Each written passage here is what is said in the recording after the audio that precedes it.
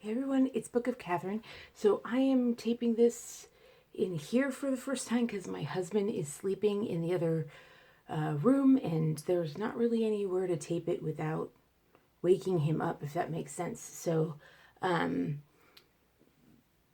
yeah, it's like 5 in the morning. So I figured I should tape this because I never tape these for you guys after procedures. So this is my after procedure. Actually, I realized as I was recording this, I've done 2 procedures now in a row.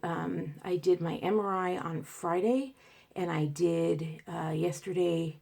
I had a right lumbar ablation. So they said that normally the right lumbar, they do 3 levels of your right lumbar, and my doctor did 4 levels. And they did a micro ablation, which means that they microwaved off the ends of my nerves. They destroy the nerves, and hopefully when they grow back, they'll grow back in a healthier format. Like I need to do the work, and like I need to do the work to have a strong muscle system there and have a strong muscle system so that whatever nerve damage was done in the car accident, hopefully they'll grow back in the way that they were supposed to happen. And hopefully that's happening in my SI joint, etc. So and so it's kind of funny. I sat there and I was like, this time I asked, I was like, oh, so what are you doing? Like, and I watched it as the chart actually, like, they set the degrees on it and each one of the microwave and the degrees as they set it, as because they had attached all these things to my spine. Anyway, so I looked into the procedure a lot more this time beforehand because I've done so many ablations now. Anyway, so I thought I'd talk to you guys about it since I never ever really do get into it. There have been times I have talked about it a little bit, but I don't so much anymore. So I'm going to try and do that this time. Okay, so the MRI is very, very difficult. It's very, very hard for me to do. If you have ever been in, I don't think people talk about this enough. If you have ever been violated, or if you have ever been in an abusive relationship, and I think it's any sort of abusive relationship where there's been striking or hitting, or sexual assault, any sort of thing, because you have to remember these MRI machines are this small and they fit you into a tube and the machine is actually touching you. They're very, very small tubes, and they say they've gotten better technology and everything. The fact of the matter is they've got a little bit of air in that tunnel, but what happens is this loud machine, it's a huge machine, gigantic machine, and they put you into this small tunnel. And what this machine is doing inside of it, you hear all these loud clicks and super, super loud bangs through the entire process. It heats up the air in this little tiny tube. It really heats up that air. So even though you're in there and they've now, science has advanced so that you get this little itty bitty space, the air in there is super, super warm. And like my first MRI that I ever had was of my brain. I look so terrible today, and I'm just like, I can't. I've been through this ablation. It feels like I've been shot. Like I've been up for a while now, just kind of heaving over the toilet for hours, and that's natural. That's what happens. Like for everyone's different or whatever, but as the medication wore off yesterday, I was just like, oh my God. If you ever get an ablation on your right lumbar, anytime you get ablations along your spine, get a hotel room. If you live far away, if you have a drive, get a hotel room close by. My husband can't take that much time off of work. It would be nice if we could. But we can't afford that. I mean, that would be glorious, but we don't have that kind of, we live life within the constraint. I feel very lucky that he can actually take me. I mean, I was sitting there on the table and they had to do this test as they got to this I'm going to be all over the place. And oh well, I think that's why these videos aren't done, because patients are in such pain or it's so traumatic that they don't even think to do them. And that's why I don't normally do these, because I'm just so exhausted afterwards. And you feel like you've been shot and you don't want to tape. Taping is the last thing you want to do. And so I'm really trying to force it at 5:24 in the morning, trying to force it. But I know that it's important to get to you. But anyway,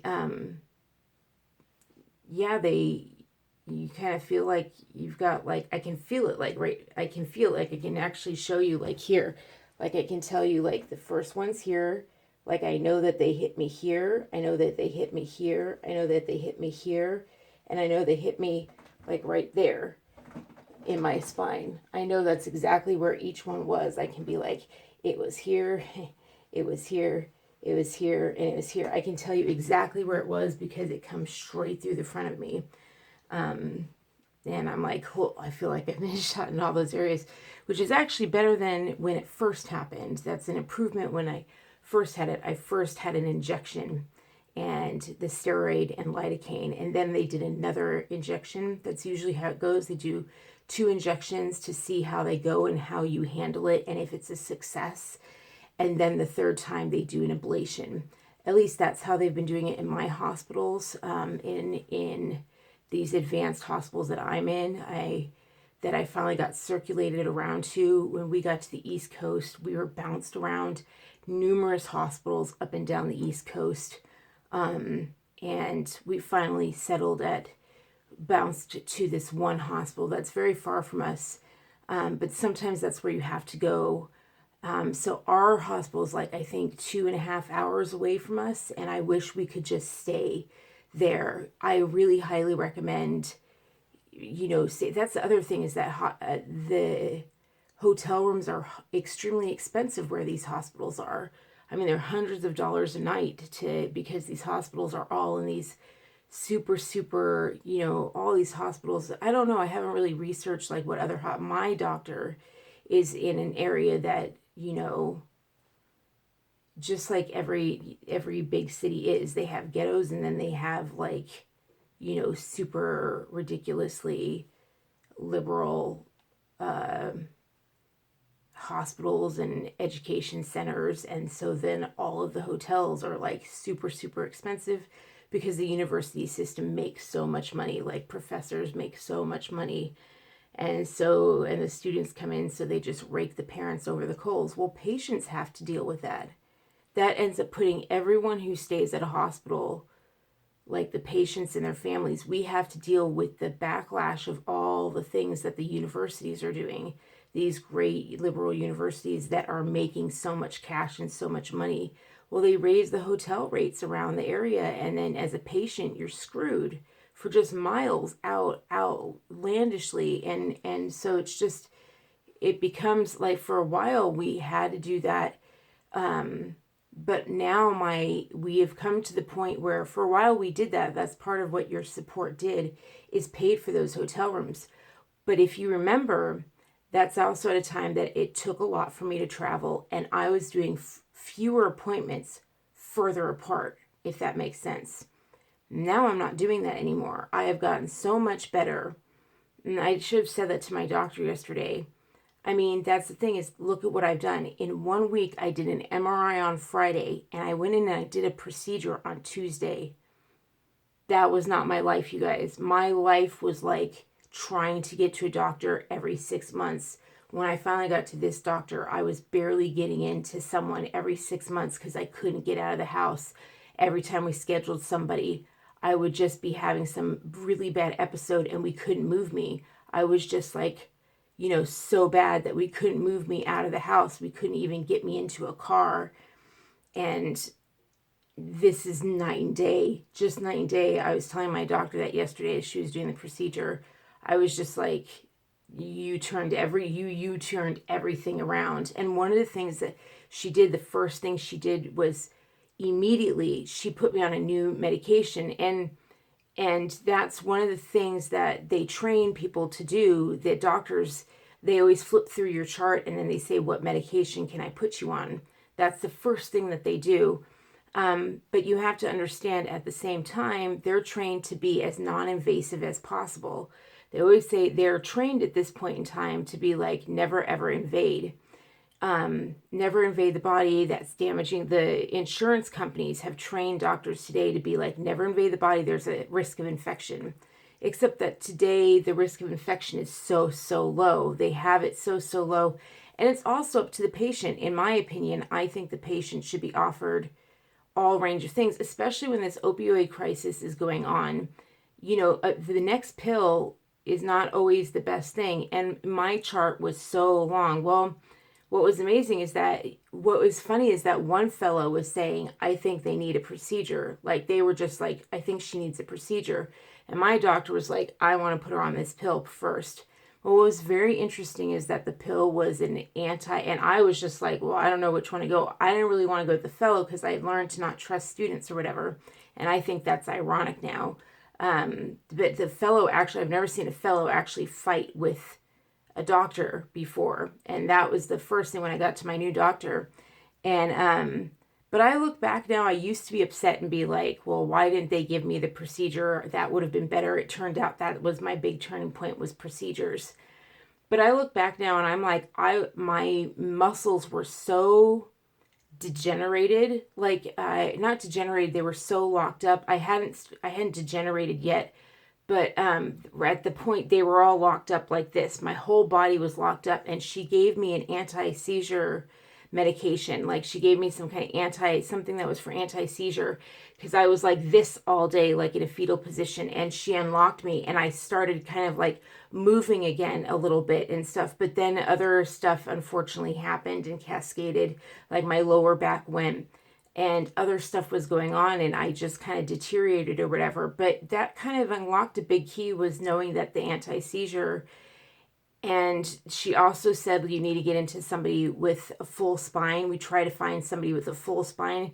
And that was the one she recommended for a full spine. We were like, why aren't you injecting? Like, why is nobody injecting? He said, because you are bad all over. You don't have one bad spot. And so that's when I started looking for the worst spot. And that all started because of this one doctor turning around, doing the unraveling. And then I went to her and I said, I have one bad spot now. And she said, okay. And that's when we went for a procedure. And it was really, really fascinating. So I think everything worked out at the timing. And also I had started the channel by then, and you saw that I had started to move. Like I started, the channel made me start to move, and then I started doing PT and stuff like that. So I think everything worked out at the timing that it was supposed to. And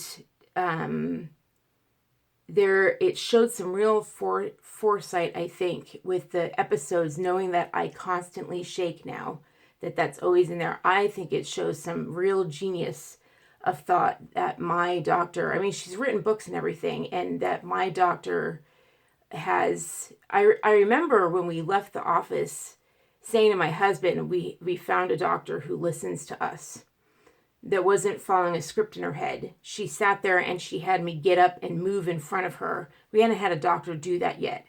And actually listen to us, like was actually treated us as an individual, and was not like, okay, you're going to be like everybody else. She literally was like, okay, you're complicated.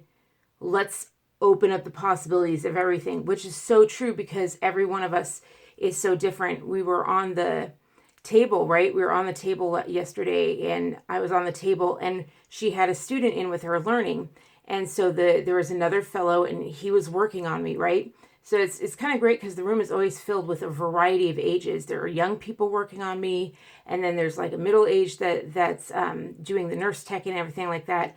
And then there's doctors in there that are just so experienced. And I get this full range of people in there every single time. And it always works like magic, if that makes sense, because I see how they're all working together. It's really, really nice. Sometimes it can be like really scary, and stuff like that. But that's the nature of you can't train the next generation of doctors without this kind of pattern happening.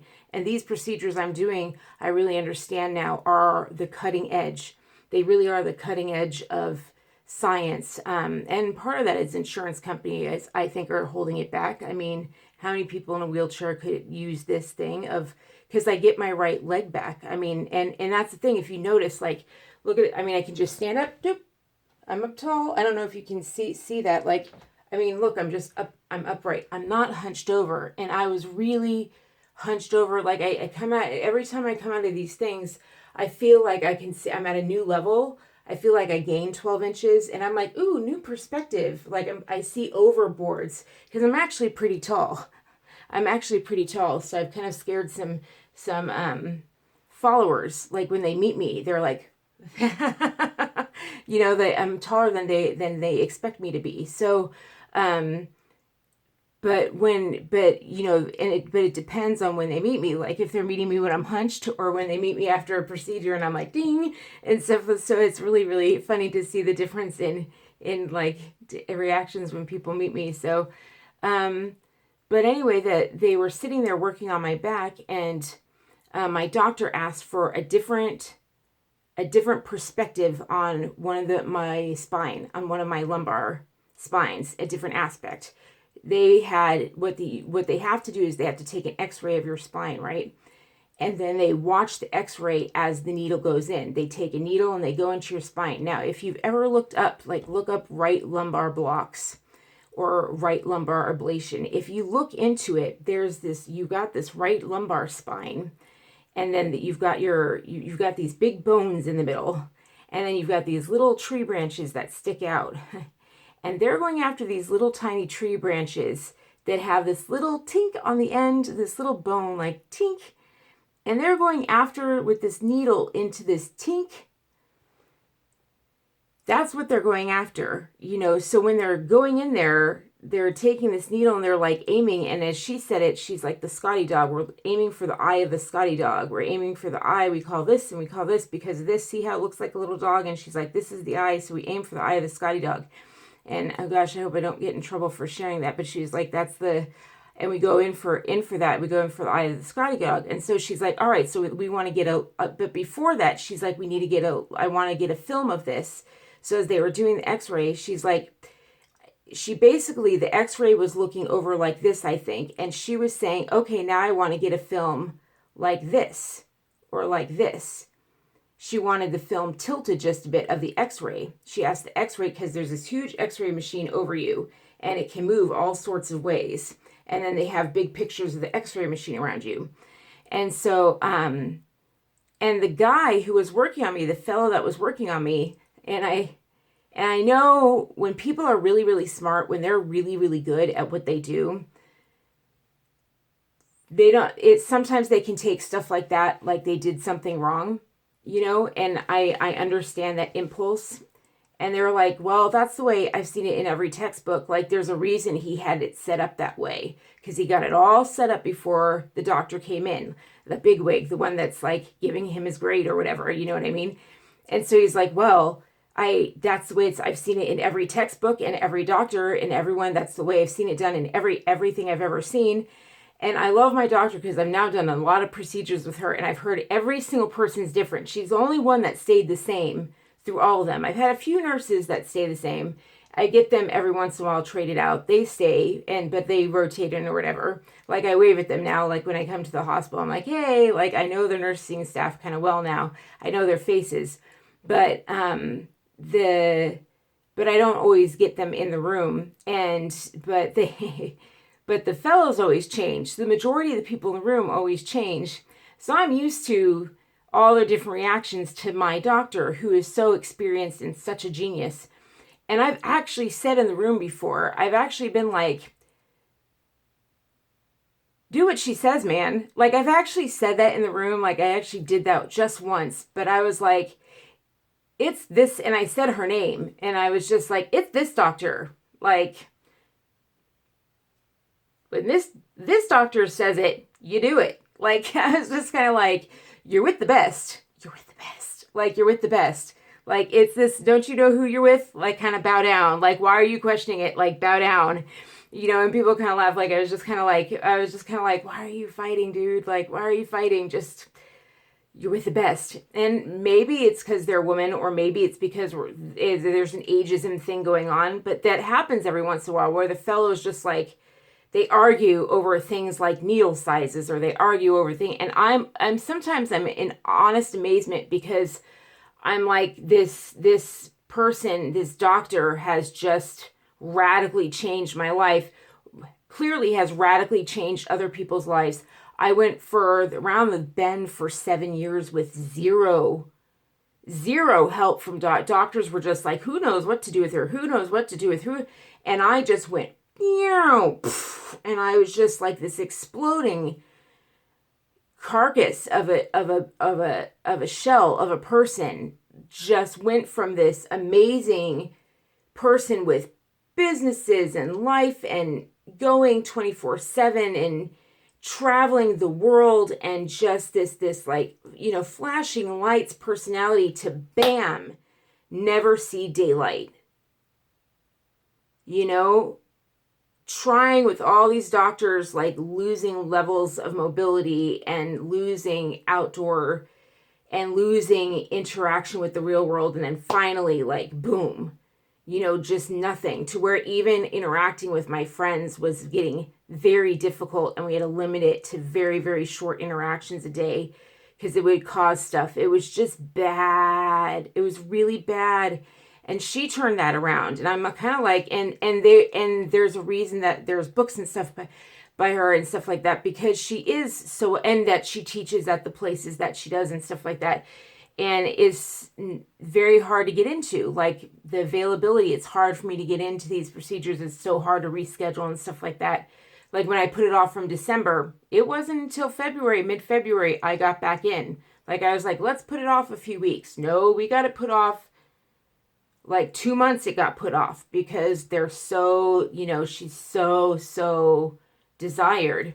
And there's a lot of doctors like that. Like every region has a doctor like that. Every region has a doctor like that in an area.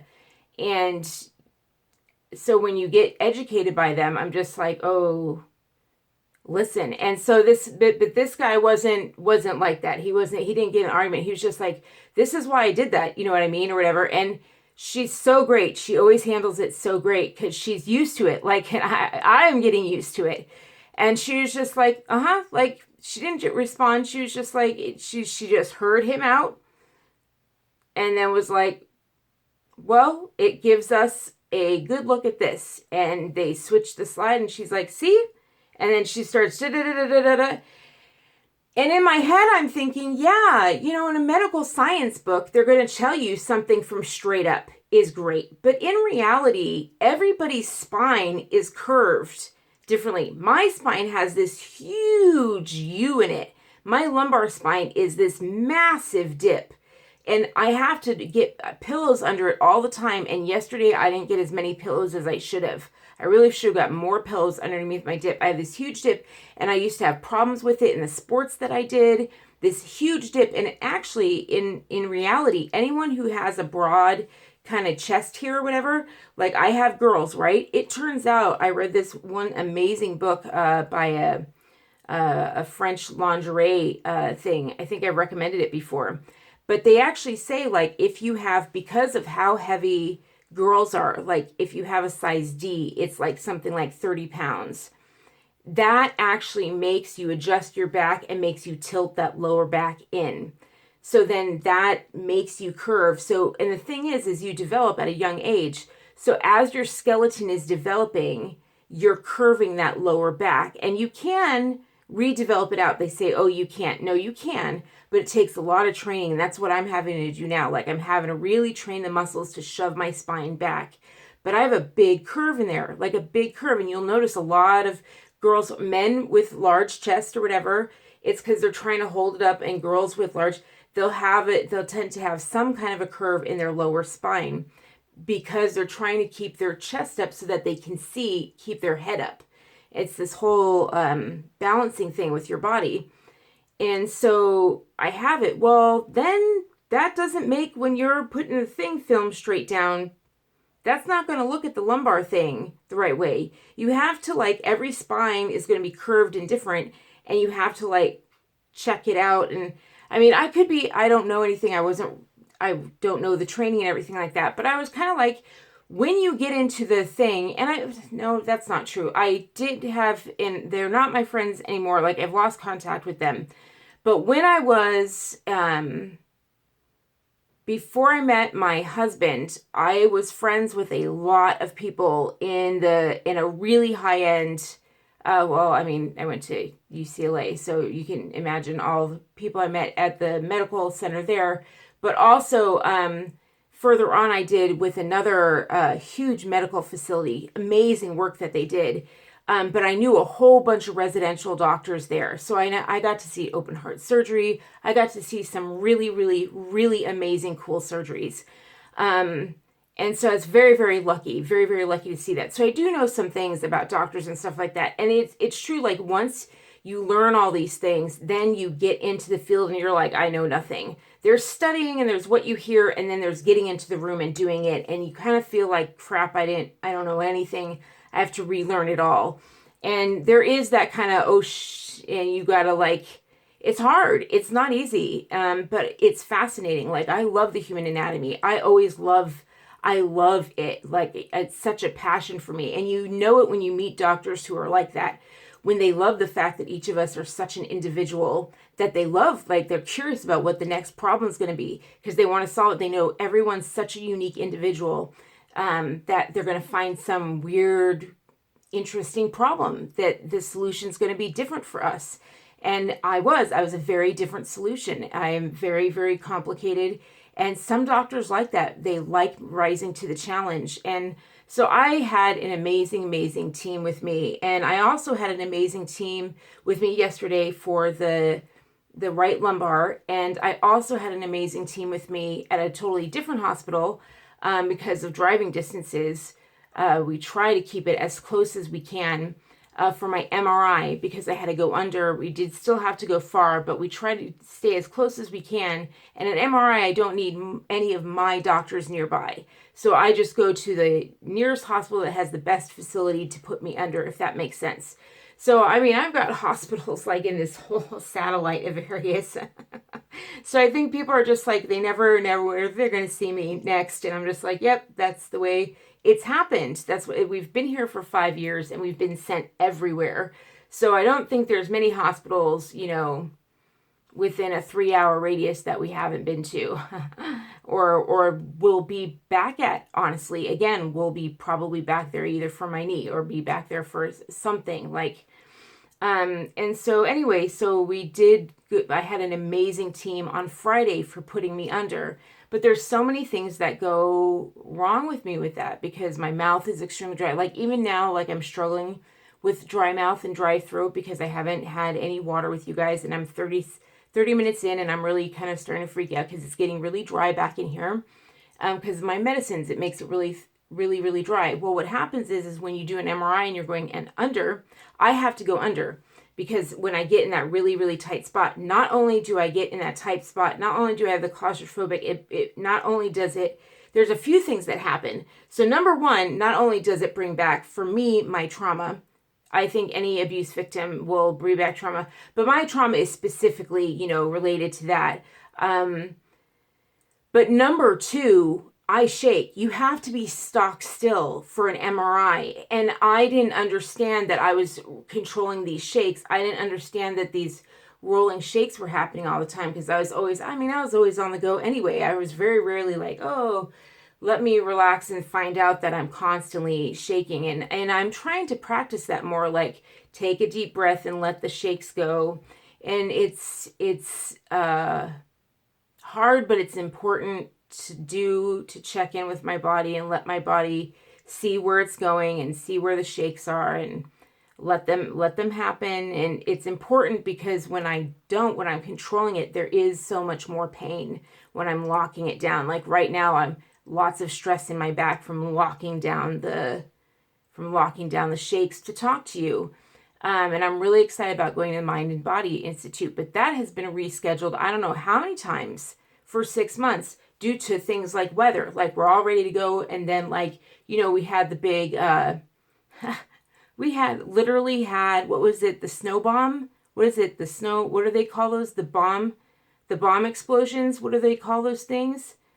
They have that kind of the storm explosion that they call like the bomb thing.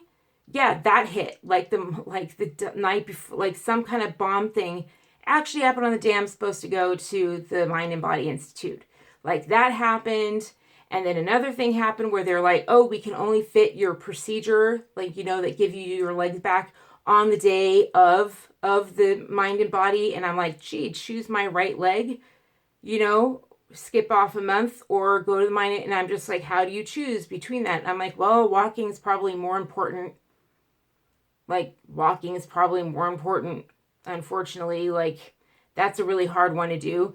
So it's just like these toss-ups kept happening. And then I got really, really sick. I got 2 really bad ear infections because I'm so in pain all the time that I'm not paying attention. And I was like, oh my goodness. And then that made it too dangerous to drive. I mean, things have been going on, man. And so I'm just like, I can't wait to go. And part of it's a good news because I have so many things going on. Like I have so many appointments going on. These are all good things. Like it's all good things that I have so many appointments going on, like the MRI and then this procedure. That's a good thing. That's a very, very good thing. Plus the Mind and Body Institute is very hard to get into. Like they're not super, super available. It's a very, very cutting edge facility, but it also proves that they're not the big pharmaceutical and everything. They're not putting all these, you see these fundraisers for cancer and everything. You'll find out that no one's putting money towards concussions. No one's putting money towards the brain. Like there isn't money, like there isn't Bloomberg and all these billionaires, all these philanthropists. They're not funding anything for the brain because the brain is the thing that unlinks the whole body. Like that's it. How do you fight cancer if you don't if you don't figure out the brain? You know, how do you fight anything if you haven't put research into the brain and they just don't fund it? They just don't fund the brain, which I find so interesting. And everyone's having car accidents and concussions and they won't fund research on the brain. And I'm just like, wow. And I think there's so much they can unlock there. I think it's so necessary. And I don't know why I do know why they don't do it, but I think that's sad. I think that no one can, for how much fundraisers they do and say they're interested in health, I'm realizing they're just interested in studying everything down here, all the symptoms, but never the big creator of it. You know, we have so many inflammatory diseases. That all starts up here. All these big inflammatory diseases that are full body, fibromyalgia, everything. And they're not researching the brain. They're not putting all their money towards the brain, the things that cause the most. And I'm like, well, yeah, I guess that would hurt the pharmaceutical industry. It really, really would. And that's what they're all investors in. So some very interesting philanthropy. But you can't be a philanthropist and also be an investor in the largest chemical company in the world. It doesn't work that way. Does not work that way. Nope. I guess you can be because you want a tax write-off, but I'm like, at least, you know, try and put it into helping people for once. Anyway, so I'm rambling all over the place, so it's a nice long ramble. But that's what happens after a big procedure. So anyway, the guy was really great. I should say this. So going under is hard. So what they do is then you can't, if you go under, so because it's a small tube and because I shake, you have to stay really, really still for an MRI. And I can't do it. I can't stay as still as they need me to at all for the MRI. I start shaking. So they have to knock me out. And it's so sad too, because when they do, when I come back, it's really sad. After they wheel me back after an MRI, my whole gown is just drenched in sweat. Like my body just does not take the MRI well. It doesn't take it at all well. They did a 2.5 hour one of my entire spine, and the whole thing was like you could just shake it out like a wet rag. It was really bad. So, and now I'm just like, yeah, the body really I don't know what it is, if it's that it wants to shake or it can't handle the heat inside the tube, can't handle that kind of heat regulation or whatever it is. But beforehand, so what I do know is that I have to go under. Like I need to go under. They need to knock me out in order to go in and to stay still. I mean, think about it. They put a mask on you to do a brain scan. For my first brain scan, my first MRI ever, they did a brain scan. and they put it, they not only do they wheel you into a tube, but then they put a big face mask on you, like Jason out of Halloween. They put this big face mask on you. So not only if you're claustrophobic, then they put a face mask on you. And I was just like, and then I realized now I was trying not to shake the whole time. And it was just the most painful, terrifying thing ever. And then my doctor was like, well, wouldn't you want to be knocked out? And I was like, you can be knocked out for that? I was like, because I was like, I'll never be able to do another MRI for you. He wanted me to do another MRI. And I was like, it's impossible. Because they had to keep stopping the machine and pulling me out. I was like losing my mind. But you have to be careful with these MRI techs. Like I tried once to do my knee and it was horrible. I was like, okay, maybe I don't need to go under. It's just my knee. Like it's just my knee. And if I can stop the thing and just stop every once, because they all tell you, oh, we'll stop it. And this place didn't do it. Not only did they remove, like, hold on. Not only did this place was so awful. There's sometimes techs are so into their own crap, they don't realize they're with a patient that is sick. And so they put me in there, and normally they let my husband sit there with me if I'm awake, because he helps me stay still and stay whatever. We didn't know I was shaking, but I just knew I needed him in there to like hold my hand. I didn't know it was to help me like hold on to so I could stop shaking. I just knew I really needed him in here. Number one, this place was like, no, he can't go in there with you. So number two, they give me this squeezy ball, right? And I was like, okay, so I'm always kneeling down, right? So I was in this thing, so I was like, and she handed me a squeezy ball, and I latched onto it, like squeeze. And she was like, stop doing that. And I was like, stop doing what? And she was just like, because I was already panicking that my husband wasn't with me. I was like, stop doing what? And she was like, you're setting off an alarm in the booth. And I was like, she's like, you can't hear it, but there's a huge alarm going off in the booth. You need to let go of it. And I was like, okay, like if you don't want me squeezing it, don't give it to me. And she's like, okay. And so she took it away and she put it behind the thing.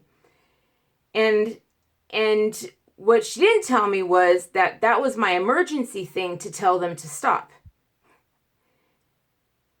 So they had a camera over me, and I was screaming at them to stop through this huge long MRI, and I was screaming bloody murder for them to stop because I was just like holding on, and they wouldn't stop. And I could see them up in the booth, and I could see my reflection, and I was turning white as a sheet, and I was screaming, like I was like, hello, Varbia, like whatever, like stop the machine or whatever. And they would just be like 3 minutes. And I swear to God. And when they let me out, I was like, what did you do? Like when they opened the door, and I remember I got in and I've never done that before, but I was sobbing. And I was like, how could you not? You had a camera on my face. You saw me. And they're like, well, you said you didn't want the emergency thing. And I was like, what emergency thing are you talking about?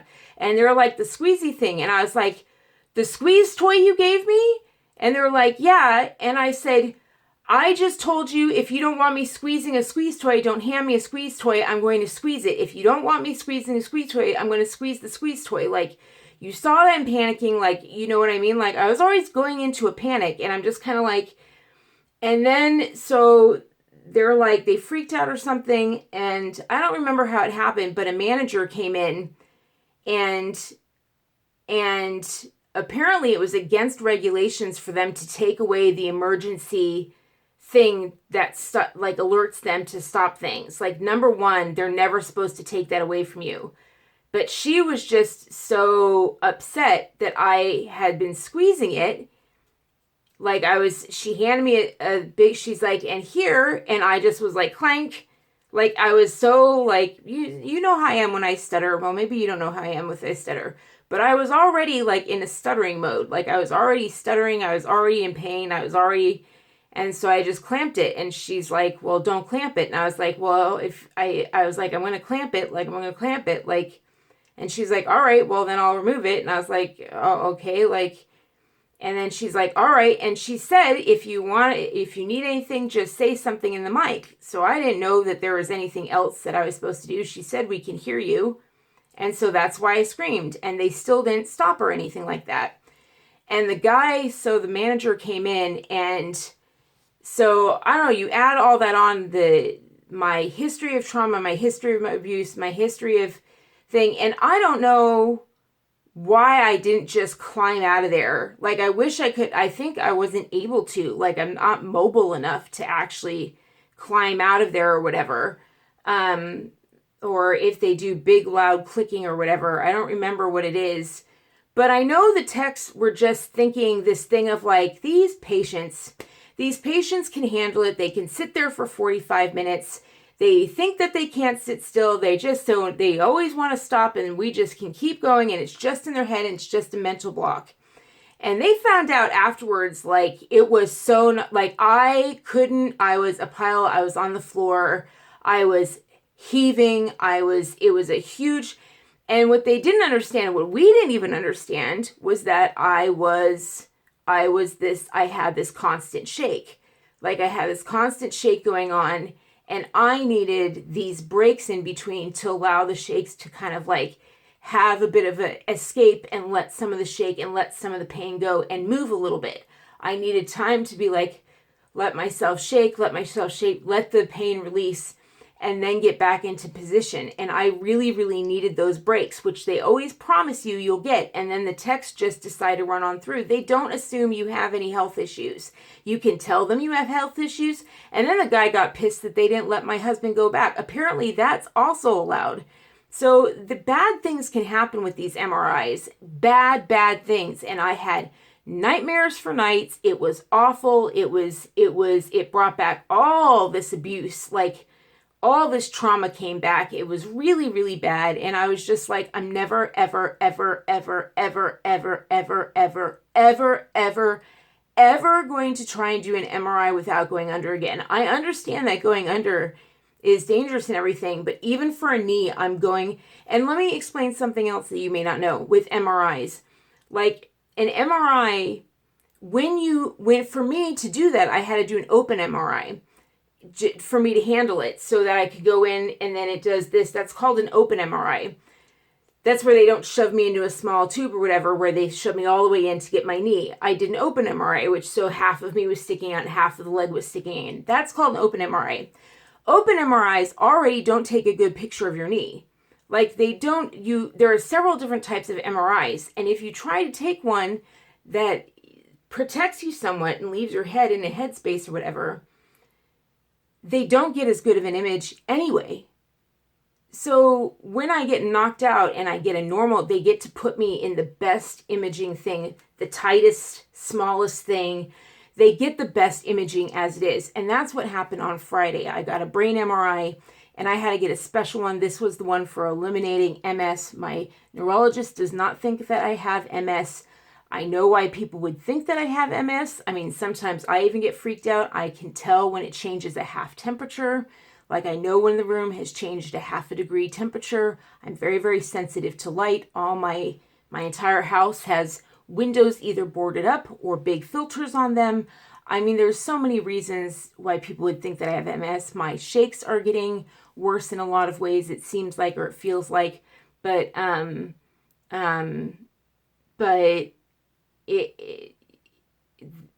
if you look at it a certain way, other ways, you can look at it as I'm unwilling to take as much. I'm more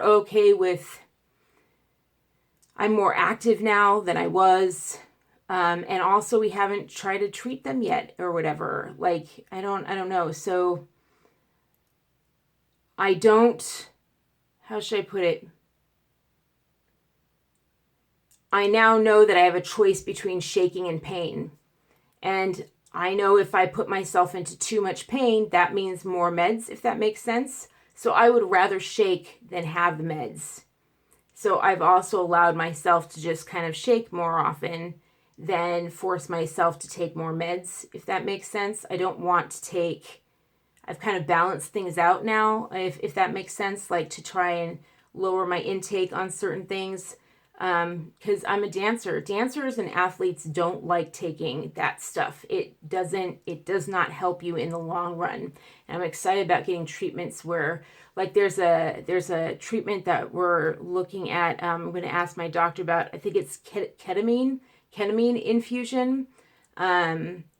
So we've been noticing that like after I go under, I do way better. Like there's just this whole amazing, like my shakes are better. I do way better after I go under. There's this whole burning that's gone in my body. Like it's even lasting after the last one, after the one on Friday. There's this whole kind of pain that's just really settled down.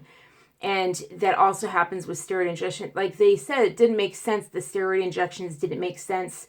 They shouldn't have helped my upper shoulder when they do steroid down on my hips and things like that. And I would say, oh, look, my hands got so much better. And they'd be like, that's not supposed to treat your hands. That's a sign that maybe the ketamine infusion may work on me and stuff like that, that it may be something else that my body needs. And I've always felt like I've been given some meds that if we just treat with something else, I won't need these meds. So I've always been I remember when I was at my doctor the last time and they read off these meds that I so want off of, and they read them off, and I remember for the first time I was like, I was like, it's going to be over. Like that's going to come to an end soon. And I just was like so happy. I think some meds I know I'm going to have to be on forever for my head. Like I have a feeling those are going to last forever because they're a miracle. They make me up and speak. Because I have a traumatic brain injury. I mean, I was very lucky that some of these meds are miraculous. They let you nearly rise from the dead after massive head trauma. They're genius meds. We do have genius medicine out there.